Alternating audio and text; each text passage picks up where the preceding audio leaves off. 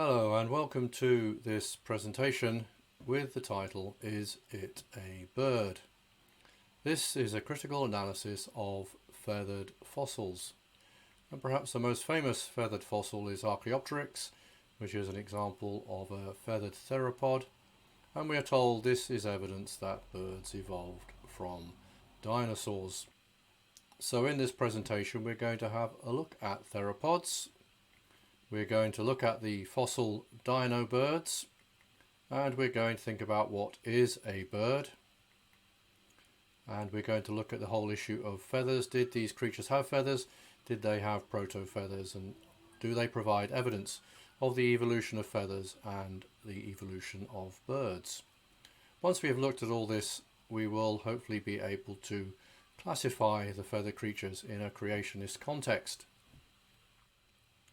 So I want to give a bit of background of the evolutionary context. Here we have the evolutionary timescale shown in the chart, and we're talking about the Cretaceous period, which we are told ranges from 65 to 145 million years, and Jurassic period, and we are told this goes from 145 to 175 million years.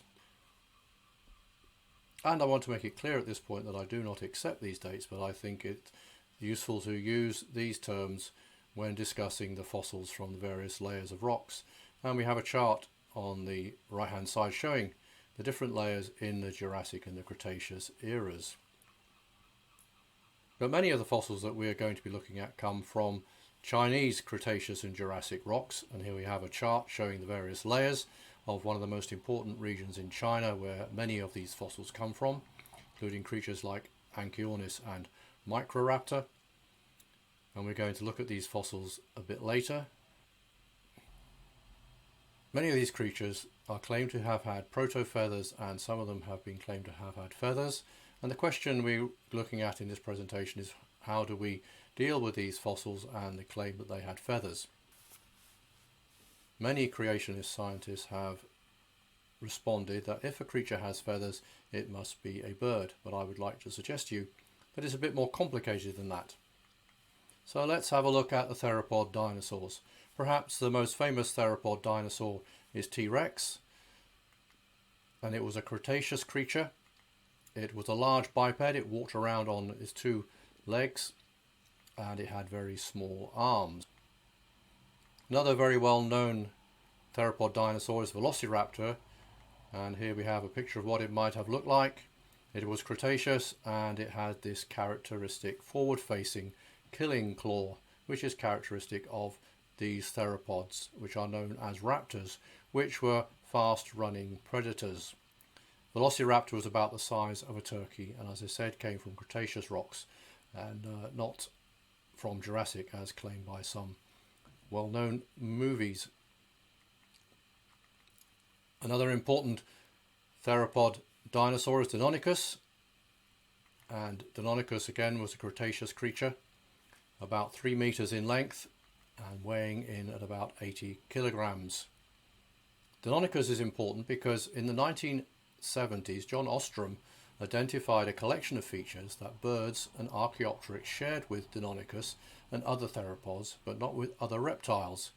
And it was on the basis of these similarities in the skeleton that he claimed that birds were directly descended from small theropod dinosaurs. So let's have a look at the Chinese theropods, which are the main subject of this presentation. There are about 60 different theropod dinosaurs discovered in China since the 1990s, and many of these are claimed to have had proto-feathers, and many of them are claimed to have had feathers. And the exceptionally high level of preservation of these fossils is due to the fact that the area was very volcanically active, and the volcanic dust repeatedly covered the area, killing and burying any creatures in the area, including these now well-known Chinese theropods. And they're mainly in Cretaceous and Jurassic deposits in China. Sinosauropteryx was one of the first ones to be reported in 1996. And here's a picture of what it might have looked like. It was a Cretaceous creature, and it had these filaments of dino-fuzz, which are claimed by some to have been proto-feathers, feathers in the process of evolving. But the question is, are these really proto-feathers, and is this really evidence for the evolution of feathers? Another creature reported about the same time is Protarchaeopteryx. Here's a picture of what it might have looked like. And a Cretaceous creature that appeared to have feathers on the tail and on its hands or its arms, and it might possibly have been a running bird. Caudipteryx was another creature that was reported at about the same time. And here's a picture of what it might have looked like. It was Cretaceous and it had feathers, and here's a picture showing some of the feathers. Seem to be fairly convincing evidence of feathers on this creature, but it might simply have been a running bird, somewhat like an emu that we see today. And this bird could then possibly have been what is called secondarily flightless. Once its ancestors would have been flying creatures, but it lost the ability to fly and has since grown somewhat larger and is now a running bird. Of course, the most famous and well-known feathered theropod dinosaur is Archaeopteryx. Archaeopteryx is a Jurassic fossil discovered in 1861 in deposits in Germany. And here is a picture of what it might have looked like, and all experts agree that although it had some rather unusual features, it had feathers and it was probably able to fly, even if not very strongly. And it has a long tail, and it has this characteristic forward-facing claw. So for many years it was considered to be a classic intermediate between dinosaurs and birds, although others have responded that Archaeopteryx was just a bird. Although rather unusual, it is not evidence for the evolution of birds. So let's put these fossils in the evolutionary context using the evolutionary timescale, going from 70 million to 200 million years. And here we have Archaeopteryx first at around 150 million years, these Chinese theropods and Deinonychus around 120 million years, and Velociraptor around 70 million years. The thing to notice here is Archaeopteryx is much older than all these other creatures, and it is the most bird-like. So here we have a problem for the evolutionist. How can Archaeopteryx be descended from creatures that are 30 million years younger than it? This is a so-called temporal paradox, and this was a situation up until about 20 years ago. Recent research appears to have resolved this temporal paradox with the discovery of creatures like Anchiornis reported in 2009. Here we have a picture of what it might have looked like. Anchiornis was a late Jurassic fossil, in other words older than Archaeopteryx, with an assigned age of 155 million years, and this is a key fossil in the evolutionist story, and it's claimed to have had feathers, and it also seems to have had 4 wings, as you can see from this reconstruction. But these feathers are not entirely clear, and there is some debate about whether they really are feathers. Another creature that is also put forward to resolve this temporal paradox is a creature called Orornis. Orornis was another Jurassic fossil, 160 million years old we are told, and it appears to have had traces of feathers, bundles of filaments. So the question is, are these really feathers or are they just bundles of filaments? Another creature reported at about the same time is Zhaotingia. Here's a picture of the fossil, and again it is claimed to be late Jurassic, and it has these faint feather impressions around the whole skeleton.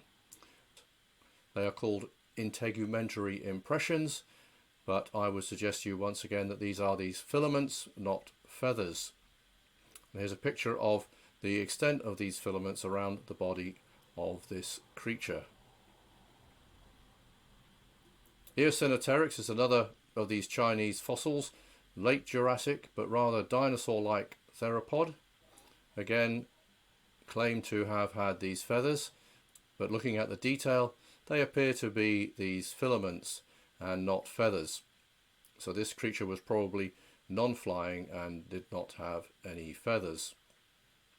But these are important Jurassic theropods, and they are put forward to resolve this temporal paradox and to provide evidence for the evolution of proto-feathers and feathers.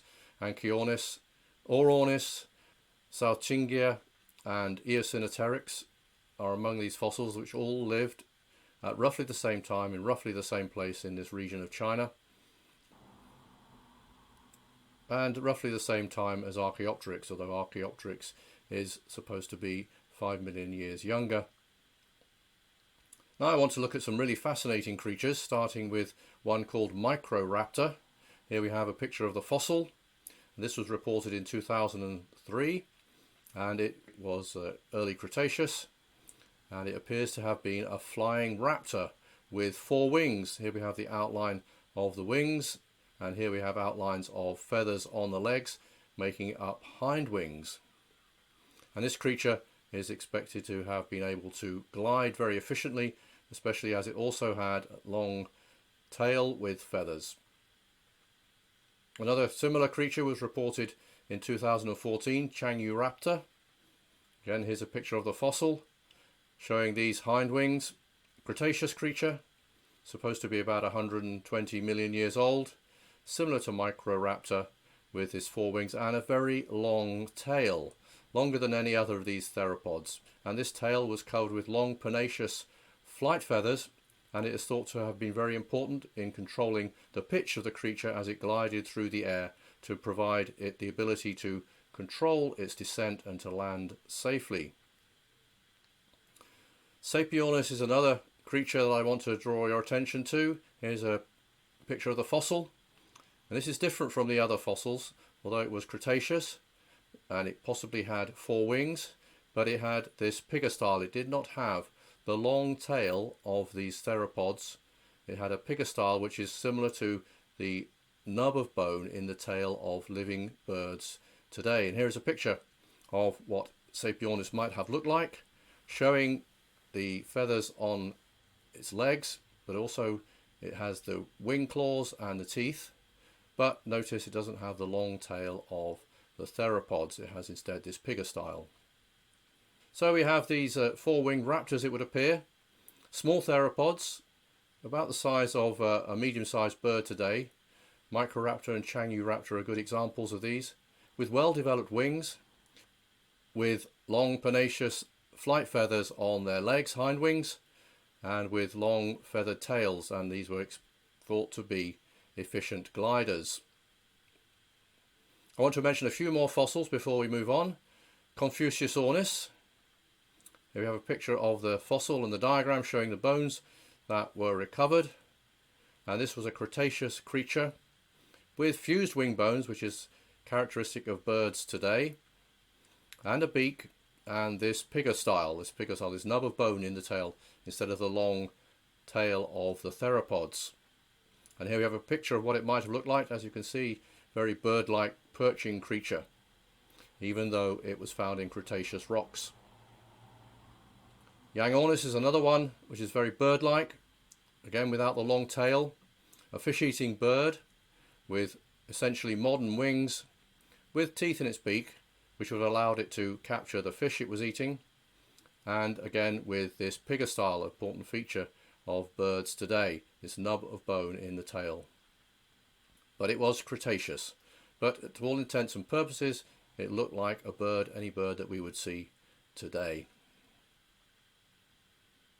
Longipteryx is another creature discovered in Cretaceous rocks, and this again is a very bird-like creature with long wings, with teeth, and the wing claws are still there, but it would have been a strong flyer, and if you'd seen it flying around today you would have not noticed anything particular unless you looked very closely and noticed its teeth. But I also want to mention another creature which doesn't get talked about very much, Protoavis. And here's a picture of what it might have looked like, and it was reported in 1991 to have been discovered in Triassic rocks, which in evolutionary terms makes it 225 million years old.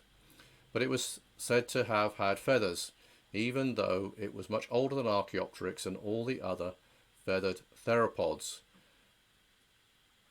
And also it apparently had a keel-like sternum. Needless to say, this creature is extremely controversial, because if it truly is a feathered creature with a keel-like sternum in the Triassic era, then the whole evolutionary story to account for the origin of birds is called into question. Now let us return to the evolutionary sequence of the fossils and put these creatures in order of evolutionary time. Here we have the evolutionary timescale from 70 million years to 200 million years, and we can put these creatures in order. We start off with Protoavis at the bottom here. We have Ornis and Anchiornis and Archaeopteryx, then Longipteryx and Confuciusornis, and then these four-winged flying raptors, and then the Chinese theropods discovered last century, and Deinonychus, and then Velociraptor at 70 million years. But what I want you to notice is that creatures like Confuciusornis and Longipteryx were actually older than some of these original Chinese theropods that were supposed to demonstrate the evolution of birds from theropod dinosaurs. But there's another piece of evidence also calls into question the evolutionary story that I want to draw your attention to, and that's a report in 2002 in Nature of bird-like footprints. And here we have pictures of them. These bird-like footprints were discovered in Triassic rocks in Argentina, and as you can see, they seem to be composed of creatures with four toes, much like perching birds with a backward-facing toe. And this, of course, is a problem for evolutionists, because these bird-like footprints could not possibly have been made by birds if they are in fact Triassic rocks. So the authors of the paper suggested that perhaps the age of these rocks was incorrect. And this is in fact what happened. In 2013, a retraction letter appeared, and the authors stated that these rocks are in fact Eocene, which makes them about 60 million years. In other words, the problem of who made these footprints has gone away, because evolutionists have no problem with bird footprints in the Eocene, which is much younger than the Cretaceous. But in order to make sense of all these fossils, we really need to answer the question, what is a bird? A bird has feathers. A bird has a sophisticated respiratory system connected to air sacs. And a bird has a skeleton designed for powered flight, and here's an example of a skeleton from a modern bird, with a rigid airframe to which the wings are attached to transfer the lift generated by the wings to the bird. Birds also have lightweight air-filled bones with internal struts, and they have a brain with an enlarged cerebellum and visual cortex. This is what has been called the avian brain, which allows the bird to navigate in 3 dimensions. But none of these things are unique to birds. Let's look again at Archaeopteryx. Archaeopteryx did indeed have 20 features which it shares with birds. It has a skeleton designed for flight, although somewhat different from the birds that we see today. It had the coracoid bone to which the wings were attached, but it didn't have all the features of birds today. But it did have air-filled bones connected to air sacs, and it did have asymmetric flight feathers, which are characteristic of birds today. And here we have a fossil Archaeopteryx feather showing the shaft and showing that the right hand side of the vein is larger than the left hand side. This is an asymmetric flight feather characteristic of birds today. And Archaeopteryx also seemed to have a brain like a bird, as revealed by computer tomography of endocasts of Archaeopteryx skull. But does all this make Archaeopteryx a bird? Well, if we look again at Archaeopteryx, we can begin to see what the problem would be. Although experts agree that it had feathers and was able to fly, although probably not very strongly, it had many more features in common with theropod dinosaurs, and we can see just a few of them here on this reconstruction. We have the long tail, we have the forward-facing claw, and although we cannot see it in this picture, it also had teeth, and it had many other features of its skeleton which it shared with theropod dinosaurs. Let's look now at bird lungs. Birds have an amazingly efficient system for breathing, involving air sacs. When a bird breathes in, air travels through to the rear air sac and then travels forward to the lungs where gas is exchanged, and the air then is moved forward to the front air sacs and finally leaves the body through the beak. And this actually is a continuous one-way system of respiration. Air always flows through the lung continuously in one direction, both during inspiration and expiration. So bird lungs are part of a system, an efficient breathing system composed of the lungs, air sacs and extensions of the air sacs into the air-filled bones of birds. And today the only creatures we find with this system are birds, but this was not always the case. If we have a look again at Archaeopteryx, we see that Archaeopteryx had what are called pneumatic foramen. Here we have the close-up of a fossil of Archaeopteryx, and here we have highlighted a pneumatic foramen, which is basically an air hole which allowed extensions of the air sacs to penetrate the hollow bones of Archaeopteryx.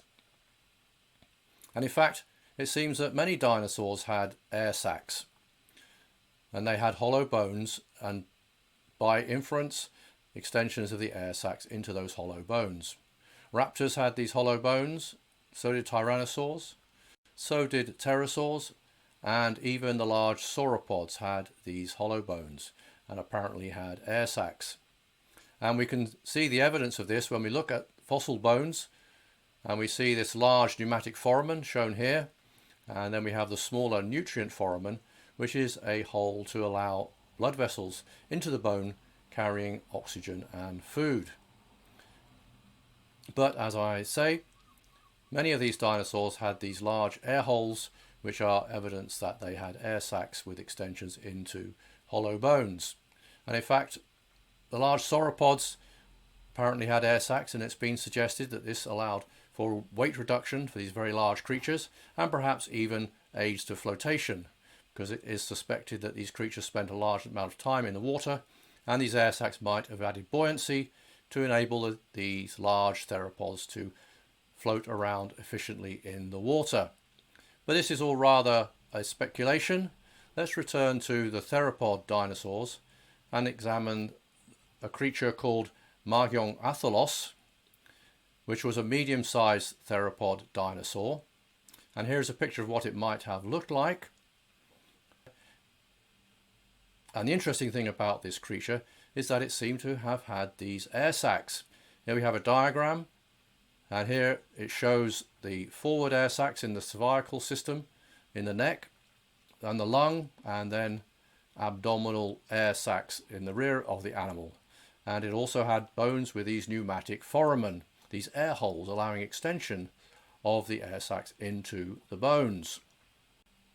So it would seem that a creature like Margionathalos had this avian aspiration pump with a flow through ventilation of the lung and near constant airflow during inspiration and expiration. And this is a design which is optimized for efficient gas exchange. So when we look at theropod lungs, we can conclude that theropods had this bird-like flow-through breathing system. However, that doesn't mean the problem of how to evolve this breathing system has been solved, because theropods seem to have had the complete system, and to get from a sac-like lung to the flow-through lung as found in theropods and birds has not been resolved. There is no evolutionary pathway to turn a sac-like lung into the flow-through system in theropods and birds. Let's look further at the design of the bird. Here we have Archaeopteryx and a modern bird, and one main difference you see here is the pygostyle on a bird, which is not found in the theropod, which has this long tail. And this pygostyle is a blade-like bone or rod-like bone which birds have but no other living or fossil creatures ever had. And here we have a video showing this pygostyle.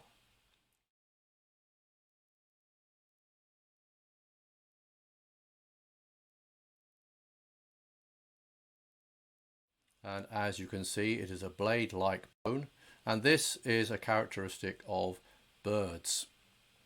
And no other creatures have a bone like this. Now let's look at bird flight and some features of the bird which make them efficient flyers. Here we have the skeleton of a modern bird, and birds have a coracoid bone with an acrocoracoid process, and they have a supracoracoideus pulley system. Basically, the tendon of the supracoracoideus muscle goes through what is called the triosseal canal, which is an opening where the humerus, shoulder blade and coracoid meet.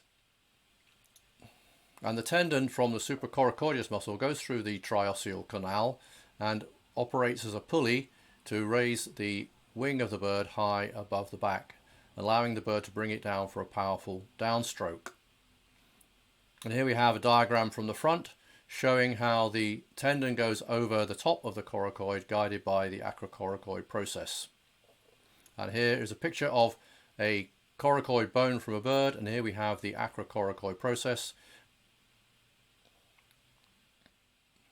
But what about the feathers? Feathers are in fact very complicated structures. Here we have a diagram of a feather showing the rachis, the shaft, and the vane. The vane's composed of barbs, which are held together by barbules. And the barbules are very complex structures. Here we have one of the barbules with ridges, and another type of barbule has hooks. And if we look at the detail of a feather, we see that the hook-like barbule hooks onto the ridges, and this creates an aerofoil with a system that is flexible and also airtight and can be zipped back together. And even though we are told that feathers were for display and later were co-opted as flight feathers, there is no evidence in the fossil record of the evolution of these complex flight feathers. But what about the proto-feathers that we are told demonstrate the evolution of feathers?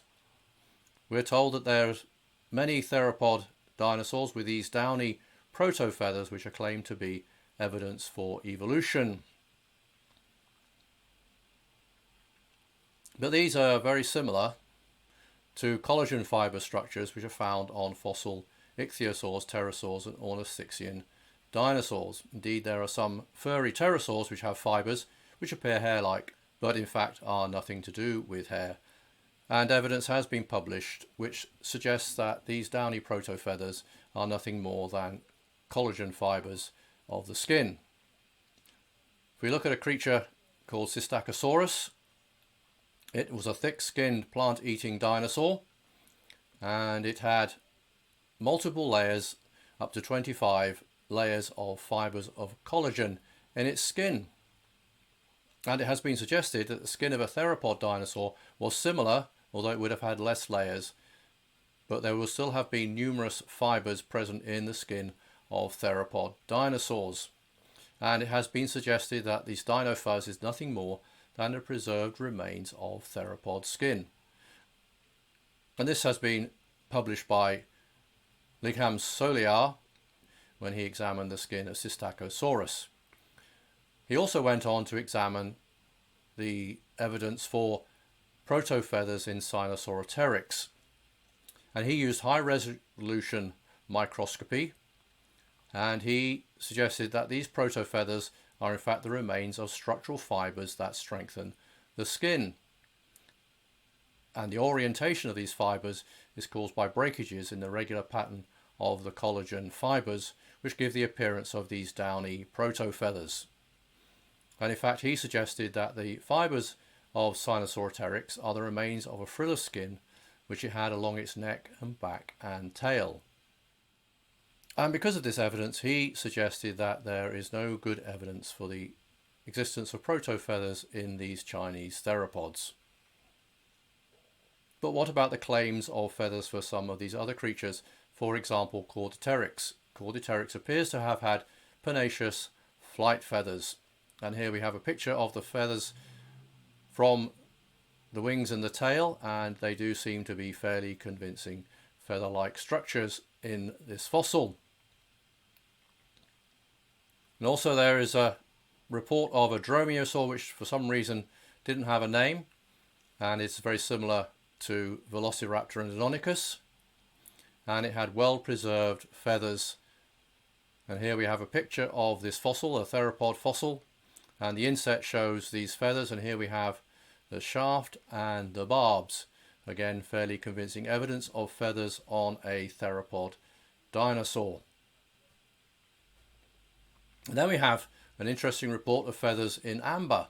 A piece of amber which is claimed to be 99 million years old, which is late Jurassic, and it appeared to have 8 vertebrae, tailbones of a dinosaur, and together with these vertebrae we have some feathers.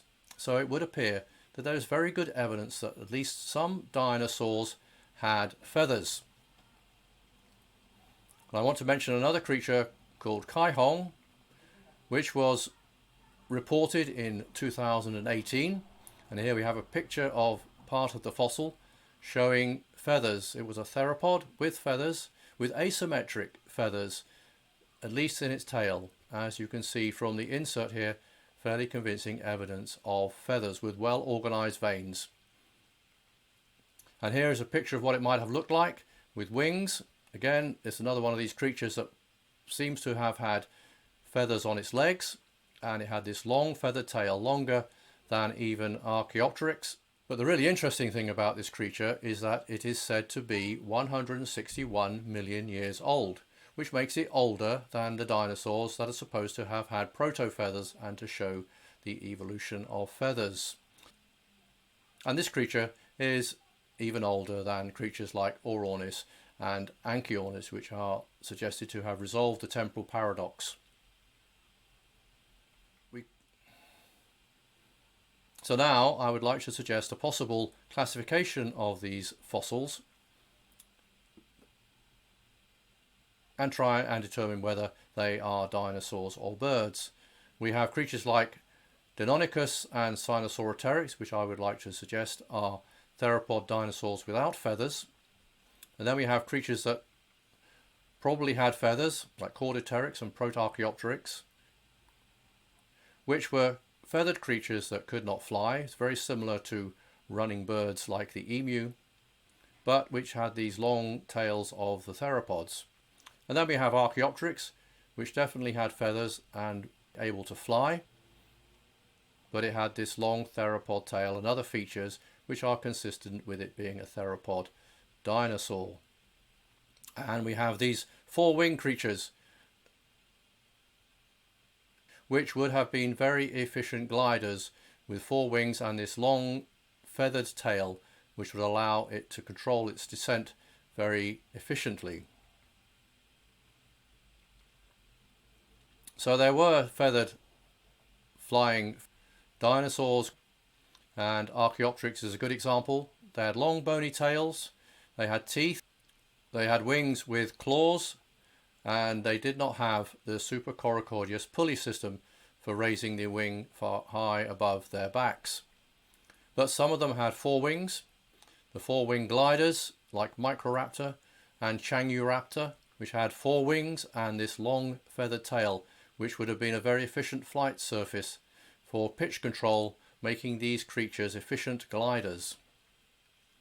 But some of these theropods, as I said, would be flightless, like Velociraptor and Eosinoteryx, which are suggested to have had feathers, and these would possibly have been secondarily flightless creatures.